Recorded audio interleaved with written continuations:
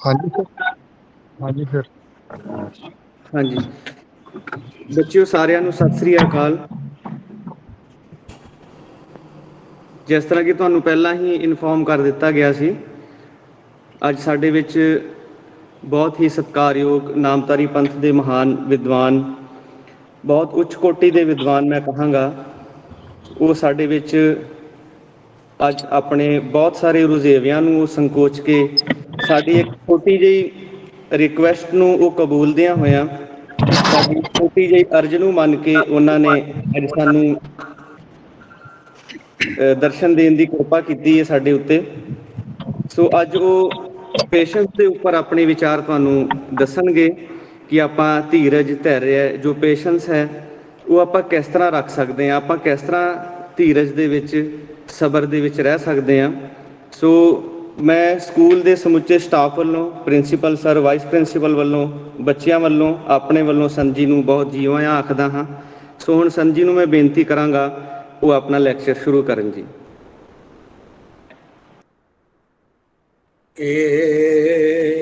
एक पिता एक के हम बारिक, तू मेरा गुरु है।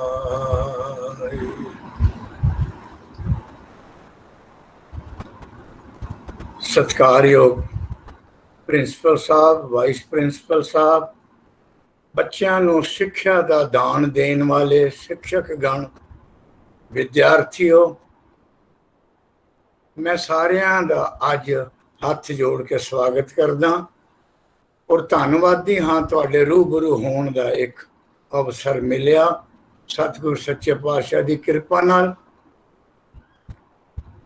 ਪੰਜਵੇਂ ਪਾਤਸ਼ਾਹ ਜਦੋਂ ਗੁਰਬਾਣੀ ਦਾ ਸੰਕਲਨ ਕਰਨਾ ਆਰੰਭ ਕਰ ਰਹੇ ਸਨ, 1602 ਦੀ ਗੱਲ ਹੈ, ਉਦੋਂ ਪੂਰਬਲੇ ਭਗਤਾਂ ਦੇ ਭਗਤ ਜੈਦੇਵ ਜੀ, ਨਾਮਦੇਵ ਜੀ, ਭਗਤ ਤ੍ਰਿਲੋਚਨ ਜੀ, ਸਦਨਾ ਜੀ, ਸੈਨ ਕਸਾਈ, ਕਬੀਰ ਜੀ, ਰਵਿਦਾਸ ਜੀ, ਸਾਰਿਆਂ ਭਗਤਾਂ ਦੀ ਔਰ ਪੂਰਬਲੇ ਸਤਿਗੁਰਾਂ ਦਾ ਆਵਾਹਨ ਕੀਤਾ। ਸੱਚੇ ਪਾਤਸ਼ਾਹ, ਕੁਝ ਤੁਹਾਡੀਆਂ ਪੋਥੀਆਂ ਉਪਲਬਧ ਹਨ, ਕੁਝ ਹੋਰ ਸਾਨੂੰ ਮਿਲੀਆਂ ਨਹੀਂ। ਕਿਰਪਾ ਕਰੋ, ਮੇਰੀ ਅਰਦਾਸ ਕਬੂਲ ਕਰੋ। ਸਾਰੇ ਸਤਿਗੁਰ ਜਨ, ਭਗਤ ਜਨ, ਆਪ ਦਰਸ਼ਨ ਦੇ ਕੇ ਆਪਣੀ ਬਾਣੀ ਉਚਾਰਨ ਕਰੋ ਤਾਂ ਜੋ ਮੈਂ ਇਸ ਯੋਗ ਸੇਵਾ ਨਿਭਾਉਣ ਨੂੰ ਸਮਰਥ ਹੋ ਸਕਾਂ, ਭਾਈ ਗੁਰਦਾਸ ਜੀ ਤੋਂ ਲਿਖਵਾ ਸਕਾਂ। ਉਦੋਂ ਪੰਜਵੇਂ ਪਾਤਸ਼ਾਹ ਨੇ ਸੋਰਠ ਰਾਗ ਦੇ ਵਿੱਚ ਇਹ ਪਵਿੱਤਰ ਗੁਰਬਾਣੀ ਸਾਰਿਆਂ ਭਗਤਾਂ ਨੂੰ ਸੰਬੋਧਿਤ ਕਰਦਿਆਂ ਹੋਇਆਂ ਕਿ ਏਕ ਪਿਤਾ ਏਕਸ ਕੇ ਹਮ ਬਾਰਿਕ, ਇੱਕੋ ਹੀ ਪਿਤਾ ਹੈ ਔਰ ਉਹ ਪਿਤਾ ਨਿਰੰਕਾਰ ਹੈ। ਅਸੀਂ ਉਹਦੇ ਬੱਚੇ ਹਾਂ, ਸਾਰੀ ਸ੍ਰਿਸ਼ਟੀ ਦੇ ਇਨਸਾਨ ਸਾਰੇ ਅਸੀਂ ਉਸ ਦੇ ਬੱਚੇ ਹਾਂ। ਔਰ ਉਹ ਨਿਰੰਕਾਰ ਕੌਣ ਹੈ? ਤੂੰ ਮੇਰਾ ਗੁਰੂ ਹਾਈ, ਮੇਰੇ ਸਤਿਗੁਰ, ਤੂੰ ਉਹ ਨਿਰੰਕਾਰ ਹੈ।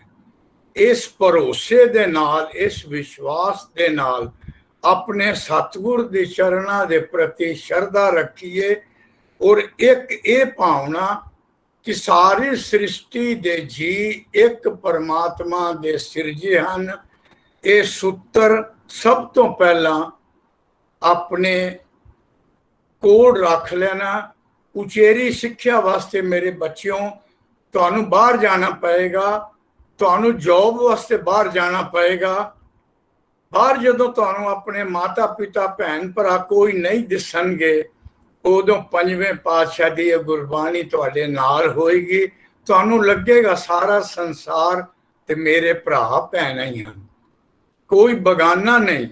ਉੱਥੇ ਤੁਹਾਡਾ ਜੀ ਲੋਕਾਂ ਦੇ ਨਾਲ ਮਿਲਣ ਨੂੰ ਕਰੇਗਾ, ਸਾਰਿਆਂ ਦੇ ਨਾਲ ਇੱਕ ਭਾਈਚਾਰੇ ਦਾ ਸੰਬੰਧ ਸਥਾਪਿਤ ਕਰ ਸਕੋਗੇ ਤਾਂ ਅੱਜ ਦਾ ਸੰਦੇਸ਼ ਤੁਹਾਡੇ ਨਾਲ ਸਾਂਝਾ ਕਰਨ ਤੋਂ ਪਹਿਲਾਂ ਪੰਜਵੇਂ ਪਾਤਸ਼ਾਹ ਦਾ ਇਹ ਸੰਦੇਸ਼ ਮੈਂ ਵੀ ਆਪਣੇ ਕੋਲ ਰੱਖਾਂ। ਮੈਨੂੰ ਸਤਿਗੁਰ ਕਿਰਪਾ ਕਰਨ, ਤੁਹਾਡੇ ਸਾਰਿਆਂ ਦੀਆਂ ਸ਼ੁਭ ਕਾਮਨਾਵਾਂ ਦੇ ਨਾਲ ਇਹ ਸੰਦੇਸ਼ ਸਿਰਫ ਆਖਣ ਜੋਗਾ ਨਾ ਮੇਰੇ ਕੋਲ ਵੀ ਰਵੇ।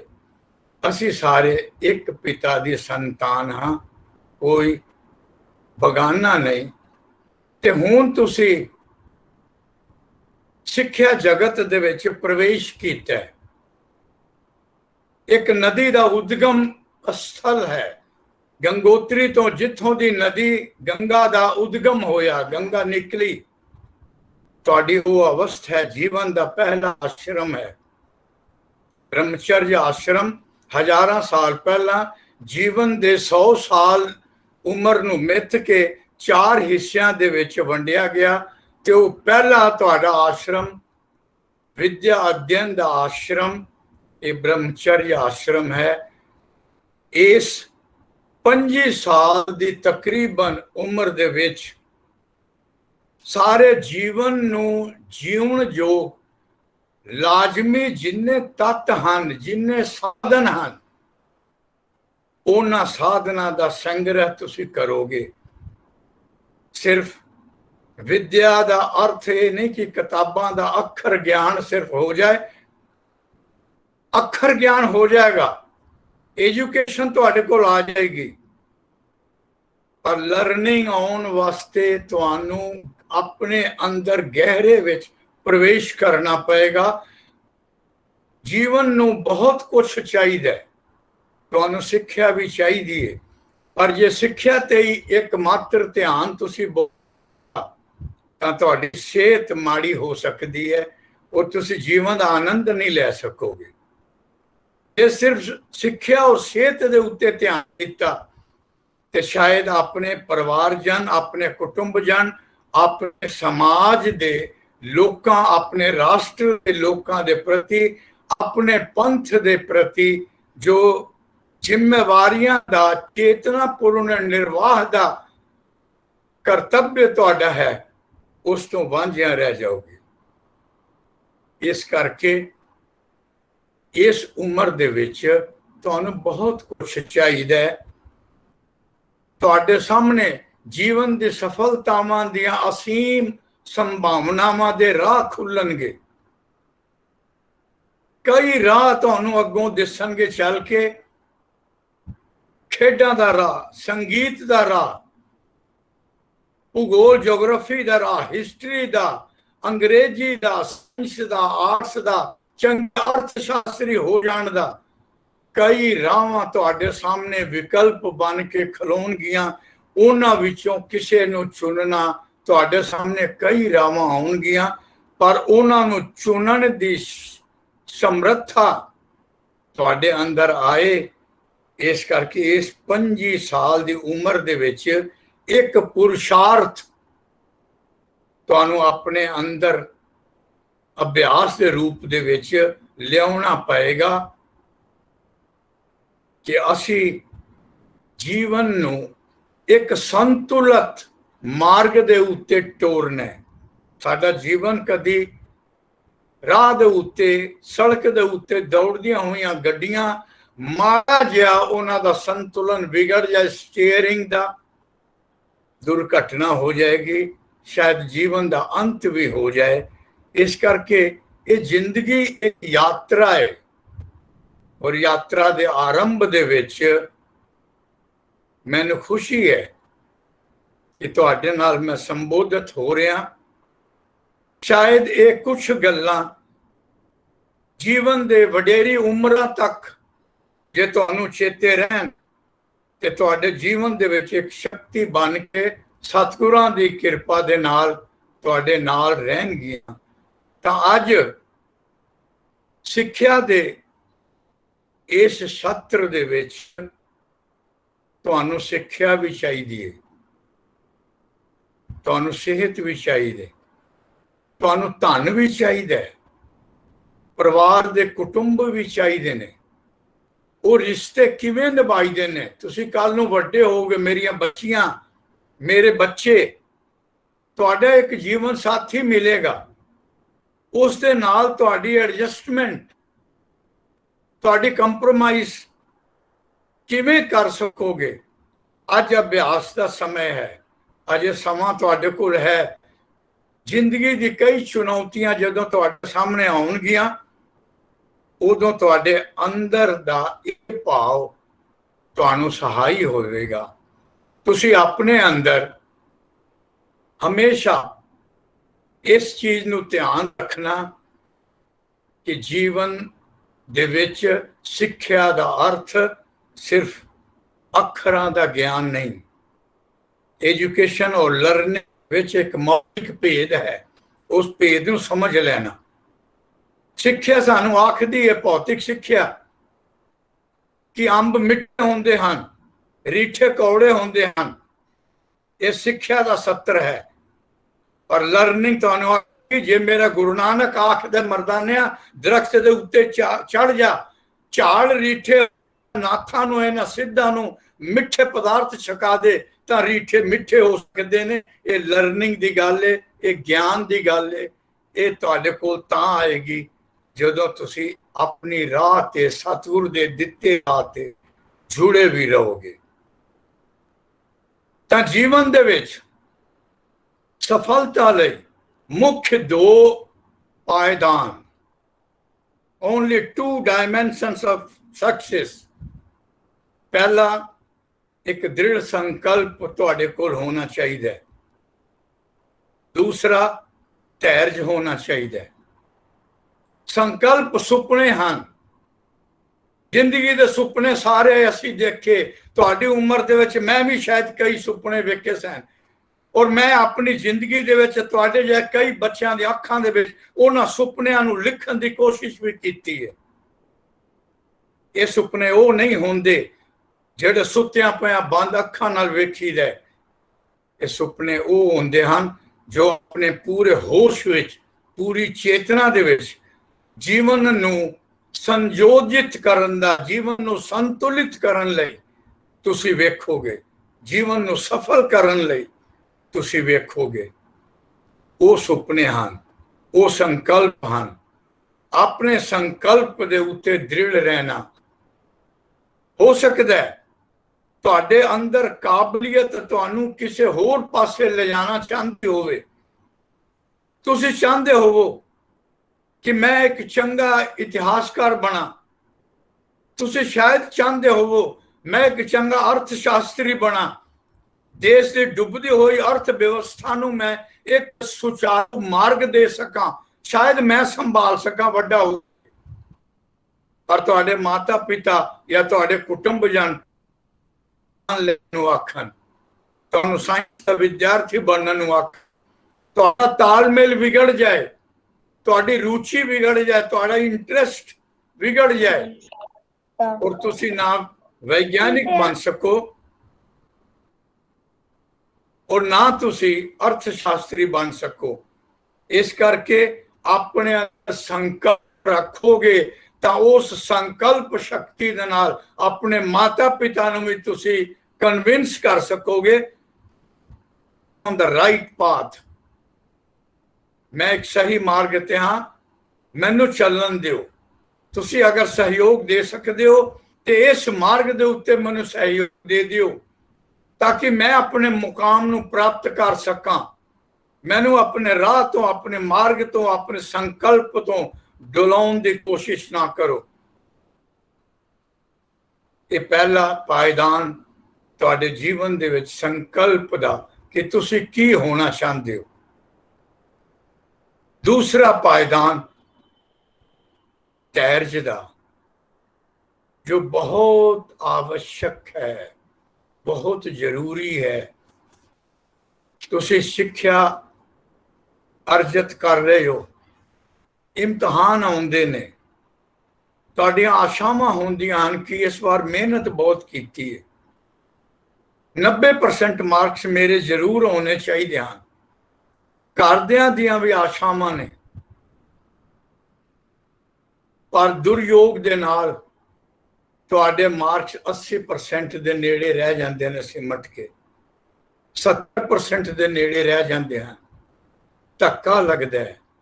ਇੰਨੀ ਮਿਹਨਤ ਕੀਤੀ, ਕੋਚਿੰਗ ਵੀ ਲਈ, ਰਾਤ दिन जागे, माता पिता के पैसे भी खर्च कराए, पर सफलता नहीं मिली। मन टुटन टुटन हो जाए तो उस वेले धैर्य रखना। ये धैर्य जीवन की वो ऊर्जा है जो तुहानू कभी टुटन नहीं देगी, तुहानू कभी निराश नहीं होने देगी।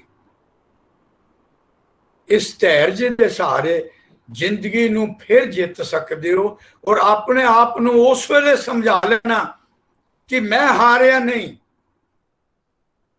मैं अजे 70% की सफलता प्राप्त कर लीए। इकट्ठे दौड़े हैं, कोई जरूरी नहीं कि सारे धावक फर्स्ट ही आउन। हो सकता है 1 सेकंड ਲਈ या सेकंड ਦੇ ਵੀ 10ਵੇਂ 20ਵੇਂ ਹਿੱਸੇ ਤੋਂ ਤੁਸੀਂ ਚੂਕ, ਪਰ ਇਹਦਾ ਅਰਥ ਇਹ ਨਹੀਂ ਕਿ ਆਪਾਂ ਹਾਰ ਜਾਈਏ, ਆਪਾਂ ਟੁੱਟ ਜਾਈਏ। ਜੀਵਨ ਦੇ ਵਿੱਚ ਅਸੀਮ ਸੰਭਾਵਨਾਵਾਂ ਪਰਮੇਸ਼ਰ ਨੇ ਭਰੀਆਂ ਹਨ। ਉਹਨਾਂ ਸੰਭਾਵਨਾਵਾਂ ਦੇ ਵਿੱਚੋਂ ਸਤਿਗੁਰ ਦੀ ਦਿੱਤੀ ਹੋਈ ਉਸ ਰਾਸ ਦੇ ਵਿੱਚੋਂ फिर वो पूंजी कढ़ लैनी, वो ऊर्जा की रास कढ़ लैनी, वर्त करके दोबारा फिर ट्रैक दे उत्ते आना, फिर दौड़ना, फिर जंग नू जितना। जीवन दे विच कई जंगां, कई दौड़नियां पैणगियां, उदों तुहाडा धैर्य काम आएगा। वरना कई बार ऐसे मौके आउंदे हैं जदों मन टुटन नू करदा है, लगदा है जीवन व्यर्थ हो गया, सारा कुछ गवा लिया, इन्ने पैसे खर्च करके, इन्ना समा, इन्नी मेहनत, इन्ने मेरे वड्डियां दियां आशावां सारियां टुट गईयां। APJ अब्दुल कलाम दा नाम तुसी सारे वाकिफ हो, साबका राष्ट्रपति भारत दे और दुनिया दे मशहूर स्पेस साइंटिस्ट, जिन्हां दी दित्ती हुई बैलिस्टिक मिसाइल दे प्रयोग दे रूप दे विच उन्हां दा नाम मिसाइल मैन दे रूप दे विच वरतिया जांदा। 1931 दे विच उन्हां दा जन्म होया सी। 19 साल दी उम्र दे विच 1950 दे विच जदों उन्हां ने त्रिचुरापल्ली दे विच एरोनॉटिक्स इंजीनियरिंग दे विच दाखला लिया। इन्हां दा जन्म रामेश्वरम होया, मैं उत्थां वेख के आया, इन्हां दा घर वेख के आया। यकीन करो 1931 विच उन्हां दा जन्म होया सी, उदों किवें हालात होणगे। मैं हुण 5 साल पहला गया 2016 विच, और समुंदर दे उत्तों दी जदों ट्रेन गुजरदी है, थल्ले समुंदर ठाठा मारदा है, लगदा इन्ना भयानक मार्ग। उस वेले किवें वो छोटे जे कस्बे दे विच, अज भी कस्बा ही है छोटा जिहा, उस रामेश्वरम दे विच जम्मिया होया एक बच्चा। उत्थों दा स्कूल मैं वेख्या जित्थों दी उन्हां ने अपनी आरंभ कीती सिक्ख्या सत्र दा, छोटा जिहा एक स्कूल, उत्थों दी विद्या लई, पर अपनी प्रतिभा दे बल दे उत्ते अगे वधे और त्रिचुरापल्ली 19 साल की उम्र दे विच एरोनॉटिक्स इंजीनियरिंग दे विच एडमिशन लिया। 1950 दे विच 1952 का एक वाकया उन्होंने अपनी जीवनी दे विच लिखिया कि मेरे प्रोफेसर श्रीनिवासन ने साडे कई ग्रुपों दे विच प्रोजेक्ट दिता कि तुसी फाइटर एयरक्राफ्ट दा डिजाइनिंग करो, जेड़े जंगी जहाज होंदे, हवाई जहाज जिन्हां तो बंब मारी दे ने जंग दे विच, वो फाइटर एयरक्राफ्ट दा डिजाइन करो और ओदी प्रोग्रेस दोवे चीज़ां वेखांगे, किहड़ा जल्दी करदा है और किहदा डिजाइन चंगा हुंदा है। लड़ाकू जहाज का डिजाइन बनाना सी। अपने 3 साथियों के नाल अब्दुल कलाम भी डिजाइन करन लगे। जदों 4-5 दिन लंघ गए तो प्रोफेसर श्रीनिवासन आकर के सारे ग्रुपों को वेखते सन पे, मुआयना करते सन पे, केड़ा किवें दा बना रहा, कितनी प्रोग्रेस है। अब्दुल कलाम लिखते हैं कि मेरे सिर ते आकर के खलो गए और आकर के नाराज हो आंदे, Abdul what you have done, की कीता तू, बिल्कुल निकम्मा डिजाइन तेरा, किसे काम दा नहीं, जे हाल रहा तेरी स्कॉलरशिप खो लवांगे असी। अब्दुल कलाम एक गरीब घर दा बेटा सी। ਇਹਦੇ माता पिता अजे भी रामेश्वरम दे विच एक छोटी जी दुकान है जिहदे विच समुंदर दे सिप्पी पत्थर समुंदर दी चीजें वेच करके ते काम चलदा है उन्हां दे परिवार दा। उस परिवार दे विच जदों इन्हां ने इंजीनियरिंग दे विच एडमिशन लैनी सी 1000 रुपया उस जमाने दा लगदा सी पिया। 1000 इन्हां कोल नहीं सी। इन्हां दी वड्डी भैन विआही होई, उन्हें अपने गहने वेच करके ते इनू 1000 रुपया दिता ते एडमिशन कराई और स्कॉलरशिप दे सिर दे उत्ते ये अपनी एजुकेशन कंटिन्यू रख रहे सन। और जदों श्रीनिवासन ने आख्या तेरी स्कॉलरशिप खो ली जाएगी, तेरी डिजाइनिंग इन्नी घटिया दर्जे दी है, टुटन लगे अंदरों। अब्दुल कलाम रिक्वेस्ट की, प्रोफेसर साहब 1 महीने का टाइम दो मैनू, मैं दूजा वधिया डिजाइन बना के देंगा। You have got only 3 days, okay, understand and do something with in 3 days। इन्हां 3 दिन के अंदर अंदर जो करना करके मैनू विखा। अब्दुल कलाम रात दिन लग रात सुते नहीं। कभी बहुत प्यास लगी, कोल ही पानी रख लेंदा, घुट पानी पी लिया, कुछ मुंह दे च पा लिया। रात दिन अपने 3 साथियों के नाल डिजाइन करन लग पे। और जदों दूजे दिन दी रात लंघी, तीजा दिन आरंभ होया, श्रीनिवासन आए, आके जदों खलोते ते मोढे ते हाथ रख करके आखदे ने, Kalam you have done a great job. तो दुनिया का एक नायाब नक्शा, एक नायाब डिजाइन बनाया एयरक्राफ्ट का। वाकई इस एयरक्राफ्ट दे नाल दुश्मन दे टारगेट नू असी अचीव कर सकांगे, ध्वस्त कर सकांगे उन्होंने, और अपनी सुरक्षा भी कर सकांगे। इन्ना वधिया डिजाइन तो कीता विद इन 2 days।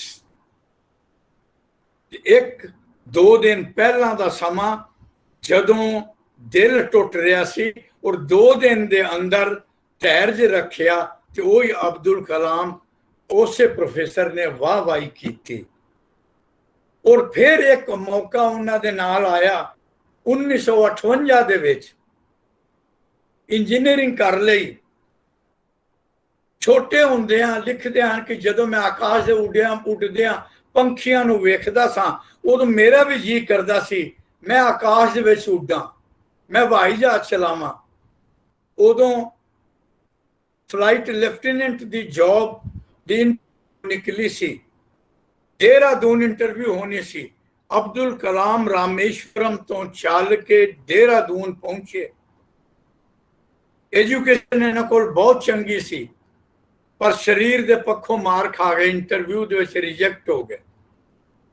तुसीं वेखिआ बहुत भोले भाले जे सिद्ध जे वो आंदे ने सानू एयर फोर्स दे विच तगड़ा सॉलिड जवान चाहिए,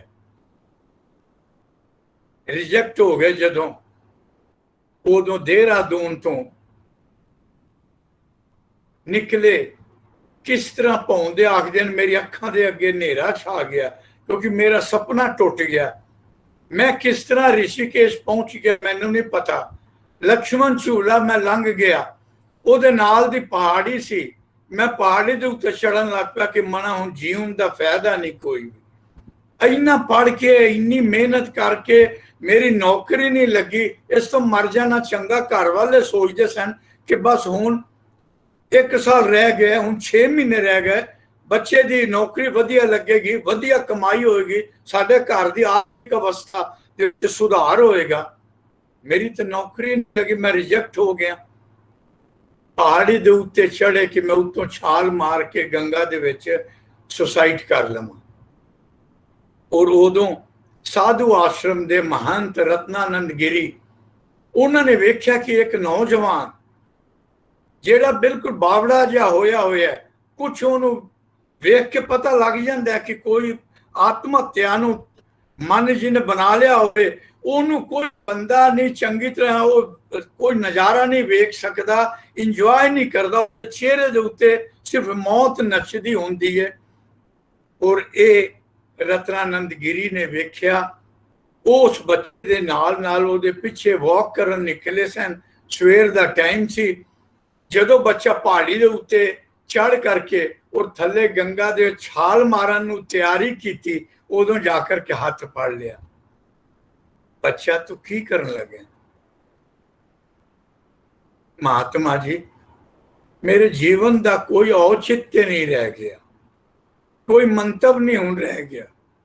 मैं अपने माता पिता दी सारियां आशावां अज तोड़ लईयां, मैं रिजेक्ट हो गया, मेरी नौकरी नहीं, मैं की मुंह लैके अपने घर जावां। वो महंत ने आख्या तू मेरे नाल आ। नाल लैके आश्रम गए, प्रसादा छकाया, स्नान कराया। प्रसादा छक के जदों फ्रेश थोड़े को होए, थोड़े रिलैक्स होए, उदों आख्या कि बच्चा शायद परमात्मा तेरे तो कोई वड्डा काम लेना चाहता, तू सिर्फ एक जहाज दा पायलट बनना चाहना, जहाज उड़ान वाला, लेकिन रब तेरे तो शायद बहुत ऊंचा काम लेना चाहता है, इस करके तेनू इत्थे नहीं इनवॉल्व किया, तेनू अजे समा दिता है कि तू को होर कुछ कर, अपने अंदर दी ऊर्जा नू शोषण कर, अपने अंदर दी पूंजी, अपने अंदर दी रास दा प्रयोग कर और जीवन दी कुछ होर शिखरां नू छूण दी कोशिश कर। और तुहानू पता है 1998 दे विच इसे अब्दुल कलाम ने जदों पोखरण दे विच न्यूक्लियर ब्लास्ट किया, उदों सारी दुनिया दे विच हिंदुस्तान एक परमाणु शक्ति संपन्न देश के रूप में स्वीकार किया गया। ये डॉक्टर APJ अब्दुल कलाम सी, जेड़ा 2 बार मौत की गल सोचता सी, आत्महत्या की गल सोचता सी, पर धैर्य रखिया तो उस थां ते पहुंच गया जिथे सारी दुनिया एक हैरानी की निगाह दे नाल वेखदी सी कि इन्ना मेधावी, इन्ना इंटैलीजेंट, इन्ना जीनियस हिंदुस्तान दे विच पैदा होया। तां धैर्य नूं जिंदगी दे विच अपने कोल रखना हो सकता है। कई बारी तुहानू किसी नौकरी दे सिलसिले दे विच या हुण ही तुसी एजुकेशन लैंदे पए हो, एजुकेशन दे विच हो सकता है कि जो तुसी अपने प्रति आशावां रखियां हन वो पूरियां ना होंदियां होण, घट रह जान, पर जिंदगी दे विच टुटण दा कोई अर्थ नहीं है। सतगुरु जगजीत सिंह सच्चे पातशाह जदों सतगुरु प्रताप सिंह अकैडमी दे नींह पत्थर रखन तो पहला दी गल, जदों अजे विचार कर रहे सन, मैनू याद है 20वीं सदी का 8वें दहाके का कोई साल सी, और उत्थे मैं भी सा, जगदीश सिंह वरियाम जलंधर वाले भी सन, मास्टर निहाल सिंह जी सन, कुछ लोग बैठे सा, और सच्चे पातशाह ने उस वेले बचन किया, एक विद्यालय ऐसा होवे जिथे बच्चे नू संपूर्ण ज्ञान दिता जाए। मेरे बच्चा मैथमैटिक्स दे विच भी विद्वान होवे, साइंस विच भी विद्वान होवे, अंग्रेजी दे विच भी माहिर होवे, भौतिक ਸਿੱਖਿਆ ਦੇ ਵਿੱਚ ਵੀ ਬਹੁਤ ਅੱਗੇ ਹੋਵੇ, ਪਰ ਉਸ ਦੇ ਨਾਲ ਉਹ ਆਪਣੇ ਮਨ ਨੂੰ ਵੀ ਕਾਬੂ ਰੱਖ ਸਕੇ, ਉਹਦੇ ਕੋਲ ਆਧਿਆਤਮਕ ਵਿਦਿਆ ਵੀ ਹੋਵੇ, ਆਪਣੇ ਗੁਰੂਆਂ ਦੀ, ਆਪਣੇ ਮਹਾਪੁਰਸ਼ਾਂ ਦੇ ਜੀਵਨੀਆਂ ਦਾ ਇਤਿਹਾਸ ਵੀ ਉਸ ਦੇ ਨਾਲ ਚੱਲਦਾ ਪਿਆ ਹੋਵੇ। ਮੇਰਾ ਬੱਚਾ ਸੰਪੂਰਨ ਹੋਵੇ। ਹਜ਼ਾਰਾਂ ਸਾਲ ਪਹਿਲਾਂ वेदांत ने विद्यार्थी ਲਈ ਇੱਕ ਸੂਤਰ ਦਿੱਤਾ ਸੀ ਕਿ ਸਾ ਵਿਦਿਆ ਜਾਂ ਵਿਮੁਕਤ। ਵਿਦਿਆ ਉਹ ਹੈ ਜੋ ਤੁਹਾਨੂੰ ਆਜ਼ਾਦ ਕਰੇ, ਮੁਕਤ ਕਰੇ। ਔਰ ਇਹ ਗੁਲਾਮੀ ਕਈ ਰੂਪਾਂ ਦੇ ਵਿੱਚ ਪੈਰਾਂ ਨੂੰ ਬੇੜੀਆਂ ਪਾਉਂਦੀ ਹੈ।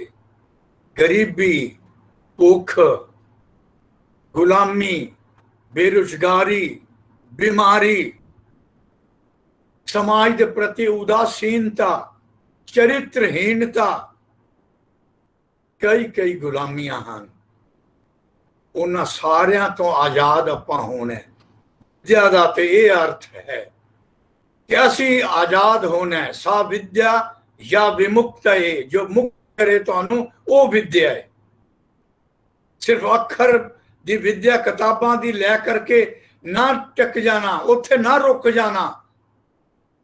जीवन के अंतिम स्वाद तक जो 100 साल की उम्र तुहाडी पहुंच जाए, उदों तक विद्यार्थी होने का अभ्यास रखना। मैं अजे भी विद्यार्थी हाँ, मैं अजे भी सिख हाँ जो कुछ सीखना चाहता है। मेरे सतगुर बहुत कुछ दे रहे हैं और मैं उत्थों दी प्राप्त करना है।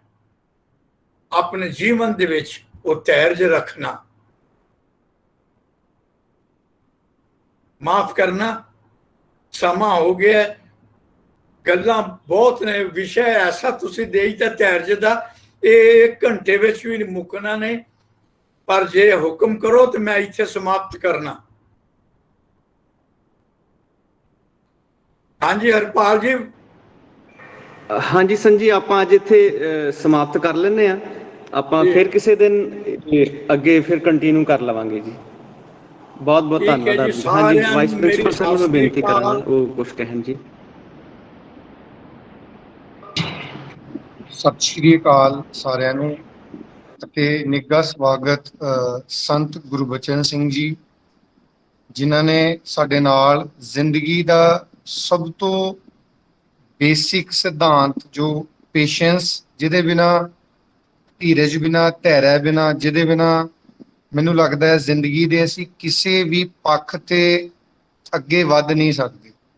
ਸੋ ਮੇਰੇ ਕੋਲ ਇੰਨੇ ਸ਼ਬਦ ਤੇ ਨਹੀਂ, ਇੰਨੀ ਨੌਲੇਜ ਤੇ ਨਹੀਂ ਕਿ ਮੈਂ ਉਹਨਾਂ ਸ਼ਬਦਾਂ ਨਾਲ ਸੰਤ ਜੀ ਦਾ ਧੰਨਵਾਦ ਕਰ ਸਕਾਂ ਜਾਂ ਪੇਸ਼ੈਂਸ ਬਾਰੇ ਮੈਂ ਕੁਝ ਹੋਰ ਕਹਿ ਸਕਾਂ, ਕਿਉਂਕਿ ਇਹ ਇਹੋ ਜਿਹੇ ਗੁਣ ਨੇ ਜੋ ਕਈ ਵਾਰੀ ਸਾਰੀ ਉਮਰ, ਬੇਸ਼ੱਕ ਮੈਂ ਐਜੂਕੇਸ਼ਨ ਫੀਲਡ ਵਿੱਚ ਹਾਂ, ਬੇਸ਼ੱਕ ਗੁਰਬਾਣੀ ਦਾ ਸਾਥ ਹੈ, ਪਰ ਇਹ ਇਦਾਂ ਦੇ ਗੁਣ ਨੇ ਸਾਰੀ ਉਮਰ 'ਚ ਵੀ ਨਹੀਂ ਕਮਾਏ ਜਾਂਦੇ ਕਈ ਵਾਰੀ। ਤੇ ਮੈਂ ਉਹਨਾਂ 'ਚੋਂ ਹੀ ਇੱਕ ਹਾਂ। ਮੈਂ ਹਜੇ ਆਪਣੇ ਬਾਰੇ ਇਹੀ ਘੋਖ ਕੀਤੀ ਹੈ ਕਿ ਹਜੇ ਮੇਰੇ 'ਚ ਪੇਸ਼ੈਂਸ ਨਹੀਂ ਹੈ। ਸੋ ਮੈਂ ਪੇਸ਼ੈਂਸ ਬਾਰੇ ਇੰਨਾ ਜ਼ਿਆਦਾ ਤੇ ਨਹੀਂ ਕਹਿ ਸਕਦਾ ਜਿੰਨਾ ਸੰਤ ਜੀ ਨੇ ਚੰਗੇ ਤਰੀਕੇ ਨਾਲ ਬਿਆਨ ਕੀਤਾ ਹੈ। ਔਰ ਐਜੂਕੇਸ਼ਨ ਫੀਲਡ ਦੇ ਵਿੱਚੋਂ ਹੀ ਸਤਿਕਾਰਯੋਗ APJ ਅਬਦੁਲ ਕਲਾਮ ਜੀ ਦਾ ਐਗਜ਼ਾਮਪਲ ਦੇ ਕੇ ਸਾਨੂੰ ਦੱਸਿਆ। ਪਰ ਇੰਨਾ ਜ਼ਰੂਰ ਕਹਾਂਗਾ ਕਿ ਬੱਚਿਓ, ਅਸੀਂ ਛੋਟੇ ਸਟੈਪਸ ਤੋਂ ਸ਼ੁਰੂ ਕਰਨਾ ਹੈ ਆਪਣਾ ਪੇਸ਼ੈਂਸ ਚੈੱਕ ਕਰਨਾ। ਫੋਰ ਐਗਜ਼ਾਮਪਲ ਮੈਂ ਤੁਹਾਨੂੰ ਕਹਾਂ, ਅਗਰ ਤੁਸੀਂ ਟ੍ਰੈਫਿਕ 'ਚ ਜਾ ਰਹੇ ਹੋ ਤੇ ਤੁਸੀਂ ਕਾਹਲੇ ਪੈ ਰਹੇ ਹੋ, ਤੁਹਾਨੂੰ ਇਹ ਹੋ ਰਿਹਾ ਮੈਂ ਨਿਕਲਾਂ, ਇਹਦਾ ਮਤਲਬ ਹਜੇ ਪੇਸ਼ੈਂਸ ਨਹੀਂ ਆਇਆ ਸਾਡੇ 'ਚ। ਮਾਤਾ ਜੀ ਰੋਟੀ ਪਕਾ ਰਹੇ ਹੈ, ਪ੍ਰਸ਼ਾਦਾ ਤਿਆਰ ਕਰ ਰਹੇ ਹੈ, ਪ੍ਰਸ਼ਾਦਾ ਤਿਆਰ ਕਰਦੇ ਲੇਟ ਹੋ ਗਏ ਹੈ, ਤੈਨੂੰ ਗੁੱਸਾ ਚੜ ਰਿਹਾ ਹੈ, ਤੈਨੂੰ ਇਹ ਹੈ ਕਿ ਮੇਰੀ ਰੋਟੀ ਹਜੇ ਤੱਕ ਤਿਆਰ ਕਿਉਂ ਨਹੀਂ ਹੋ ਕੇ ਮੇਰੇ ਸਾਹਮਣੇ ਆਈ, ਇਹਦਾ ਮਤਲਬ ਹਜੇ ਤੇਰੇ 'ਚ ਪੇਸ਼ੈਂਸ ਨਹੀਂ ਆਇਆ। ਇੱਥੋਂ ਜ਼ਿੰਦਗੀ ਦੇ ਛੋਟੀਆਂ ਜਗ੍ਹਾਵਾਂ ਤੋਂ ਤੁਸੀਂ ਚੈੱਕ ਕਰਨਾ ਹੈ ਮੈਂ ਪੇਸ਼ੈਂਸ, ਇਹ ਜਿਹੜਾ ਇਹ ਗੁਰੂ ਸਾਹਿਬਾਂ ਦਾ, ਸਾਡੇ ਮਹਾਂਪੁਰਸ਼ਾਂ ਦਾ ਦਿੱਤਾ ਹੋਇਆ ਜਿਹੜਾ ਇਹ ਵੱਡਾ ਖਜ਼ਾਨਾ ਹੈ, ਇਹ ਮੇਰੇ ਕੋਲ ਕਿੰਨਾ ਕੁ ਆਇਆ। ਕਿਉਂਕਿ ਗੁਰਬਾਣੀ ਕਹਿੰਦੀ ਹੈ ਜਿਸਕੈ ਅੰਤਰ ਬਸੈ ਪ੍ਰਭ ਆਪ, ਨਾਨਕ ਤੇ ਜਨ ਸਹਿਜ ਸਮਾਤ।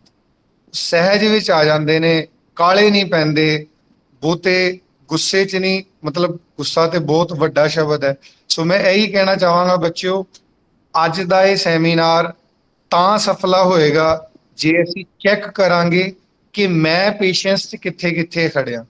ਸੋ ਵਨਸ ਅਗੇਨ ਆਨਲਾਈਨ ਅਸੈਂਬਲੀ ਦੇ ਕਾਰਨ ਸੰਤ ਜੀ ਦਾ ਅਸੀਂ ਉਹਨਾਂ ਸਤਿਕਾਰ, ਉਹਨਾਂ ਨੂੰ ਉਹਨਾਂ ਪਿਆਰ ਤੇ ਨਹੀਂ ਦੇ ਸਕਦੇ ਜਿੰਨਾ ਸਾਡਾ ਦੇਣਾ ਫਰਜ਼ ਬਣਦਾ ਹੈ। ਪਰ ਫਿਰ ਵੀ ਸੰਤ ਜੀ ਦਾ ਤਹਿ ਦਿਲੋਂ ਧੰਨਵਾਦ। ਉਮੀਦ ਕਰਦੇ ਹਾਂ ਇਨ ਫਿਊਚਰ ਜਦੋਂ ਵੀ ਸਾਨੂੰ ਆਫਲਾਈਨ ਇੱਥੇ ਮੌਕਾ ਬਣੇਗਾ, ਅਸੀਂ ਆਪਣੇ ਵੱਲੋਂ ਸੰਤ ਜੀ ਦਾ ਪੂਰਾ ਸਤਿਕਾਰ ਕਰਨ ਦੀ, ਉਹਨਾਂ ਦਾ ਧੰਨਵਾਦ ਕਰਨ ਦੀ ਕੋਸ਼ਿਸ਼ ਕਰਾਂਗੇ। ਸੋ ਵਨਸ ਅਗੇਨ ਉਮੀਦ ਕਰਦੇ ਹਾਂ ਕਿ ਇਨ ਫਿਊਚਰ ਵੀ ਸੰਤ ਜੀ ਇਦਾਂ ਹੀ ਅਨਮੋਲ ਗੁਣਾਂ ਦੇ ਖਜ਼ਾਨੇ ਨਾਲ, ਇਦਾਂ ਹੀ ਅਨਮੋਲ ਇਤਿਹਾਸ ਨਾਲ ਸਾਨੂੰ ਰੂਬਰੂ ਕਰਵਾਉਂਦੇ ਰਹਿਣਗੇ।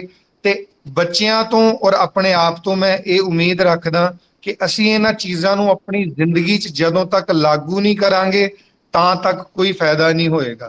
ਕਿਉਂਕਿ ਭਾਈ ਗੁਰਦਾਸ ਜੀ ਦਾ ਇੱਕ ਸ਼ਬਦ ਹੈ, ਗਾਏ ਸੁਣੇ ਆਂਖੇ ਮੀਚੇ ਪਾਈਏ ਨਾ ਪਰਮ ਪਦ, ਗੁਰ ਉਪਦੇਸ਼ ਜੋ ਲਾਓ ਹਿਰਦਾ ਨਾ ਕਮਾਈ। ਜਦੋਂ ਤੱਕ ਅਸੀਂ ਉਹਨੂੰ ਕਮਾਵਾਂਗੇ ਨਹੀਂ ਤਾਂ ਤੱਕ ਇਹ ਸਭ ਕੁਝ ਬੇਕਾਰ ਚਲਾ ਜਾਏਗਾ। ਸੋ ਇਹਨਾਂ ਸ਼ਬਦਾਂ ਨਾਲ ਹੀ ਹਰਪਾਲ ਸਰ ਦਾ ਬਹੁਤ ਬਹੁਤ ਧੰਨਵਾਦ, ਜਿਹੜੇ ਸਾਨੂੰ ਹਰ ਹਫਤੇ ਇਦਾਂ ਦੇ ਕੌਮ ਦੇ ਅਨਮੋਲ ਹੀਰਿਆਂ ਨਾਲ ਸਾਨੂੰ ਰੂਬਰੂ ਕਰਵਾ ਰਹੇ ਨੇ, ਜੋ ਗੁਣਾਂ ਦੀ ਗੱਲ ਕਰਕੇ ਸਾਨੂੰ ਆਪਣੀ ਲਾਈਫ ਤੇ ਸਾਨੂੰ ਕਰੈਕਟਰ ਨੂੰ ਨਰਿਸ਼ ਕਰਨ ਦੀ ਅਕਲ ਦੇ ਰਹੇ। ਥੈਂਕ ਯੂ ਸੋ ਮਚ ਸਾਰੇ ਬੱਚਿਆਂ ਦਾ, ਟੀਚਰ ਦਾ। Thank you, thank you. ਬਹੁਤ ਬਹੁਤ ਧੰਨਵਾਦ ਵਾਈਸ ਪ੍ਰਿੰਸੀਪਲ ਸਰ ਆਪ ਜੀ ਦਾ, ਸਾਰੇ ਟੀਚਰ ਸਾਹਿਬਾਨ ਦਾ ਬਹੁਤ ਬਹੁਤ ਧੰਨਵਾਦ, ਬੱਚਿਆਂ ਦਾ ਧੰਨਵਾਦ, ਖਾਸ ਕਰਕੇ ਸੰਤ ਜੀ ਦਾ ਬਹੁਤ ਬਹੁਤ ਧੰਨਵਾਦ, ਜਿਨ੍ਹਾਂ ਨੇ ਆਪਣੇ ਰੁਝੇਵਿਆਂ ਨੂੰ ਸੰਕੋਚਦਿਆਂ ਹੋਇਆਂ ਸਾਨੂੰ ਦਰਸ਼ਨ ਦਿੱਤੇ ਨੇ, ਆਪਣੇ ਅਨਮੋਲ ਬਚਨਾਂ ਦੇ ਨਾਲ ਸਾਨੂੰ ਕਿਰਤਾਰ ਕੀਤਾ। ਸੋ ਇੱਕ ਵਾਰ ਫਿਰ ਤੋਂ ਉਹਨਾਂ ਦਾ ਮੈਂ ਧੰਨਵਾਦ ਕਰਦਾ ਹੋਇਆ ਅੱਜ ਦੀ ਇਸ ਲਾਈਵ ਸੈਮੀਨਾਰ ਨੂੰ ਆਪਾਂ ਇੱਥੇ ਹੀ ਸਮਾਪਤ ਕਰਦੇ ਹਾਂ। ਸਤਿ ਸ੍ਰੀ ਅਕਾਲ ਸਾਰਿਆਂ ਨੂੰ। ਤੁਸੀਂ ਹੁਣ ਸਾਰੇ ਲੀਵ ਕਰ ਸਕਦੇ ਹੋ ਜੀ।